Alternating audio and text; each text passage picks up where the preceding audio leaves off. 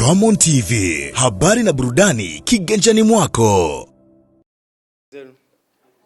Kwa upande wa wachezaji, kwa niaba yao nadhani tumejiandaa vizuri kuelekea mchezo wa kesho. Tuna matumaini mchezo utakuwa mgumu sana kwa sababu ukiangalia raundi ya kwanza tuliweza kudondosha pointi 2. Kwa hiyo tunatarajia mchezo mgumu sana, lakini kwa upande wetu kama wachezaji tumejiandaa vizuri kuhakikisha kwamba hatutoki katika mbio za ubingwa, na manake inahitajika tufanye juu chini tuweze kupata matokeo kwa performance nzuri na tuweze kuendelea kukaa pale juu ya msimamo wa ligi. Kubwa kama kocha, kwa sababu raundi ya kwanza kuwepo na toka ameingia na maanisha alikuwa anafuatilia mechi za wapinzani wetu wa kesho. Kwa hiyo nadhani tukirudi, kwa sababu kabla ya mechi huwa tunapewa taarifa za wapinzani tunaocheza nao.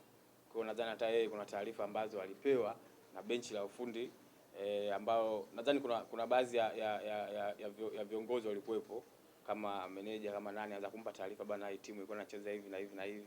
Lakini pia katika wachezaji pia kuna namba tunaweza tukamwambia mwalimu kwamba raundi ya kwanza tulicheza nao kilitokea hiki na hiki na hiki. Pia na yeye akiangalia zile mechi zao wanavyocheza, tukiunganisha kwa pamoja tunaweza tukapata kitu kimoja. Ni wapinzani wagumu kwa sababu ukiangalia usifuatilie mechi zao walizocheza za nyuma hizi. Tunaangalia ile head to head tulivyokutana nao mara ya mwisho ilikuwaje. Kwa hiyo nimetolea mfano, mara ya mwisho tumecheza nao tulidondosha alama 2 tukaondoka na alama 1. Na raundi hii inamaanisha kwa upande wetu sisi tutaingia tukihakikisha kwamba tunafanya iliwezekanalo ili kuweza kupata matokeo, kwa sababu raundi ya kwanza tukaweza kufanya vizuri.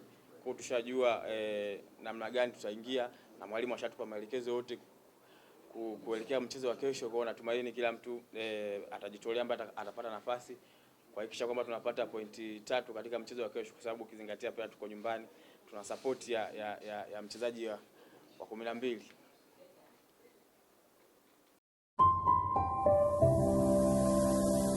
Ramon TV, habari na burudani kiganjani mwako.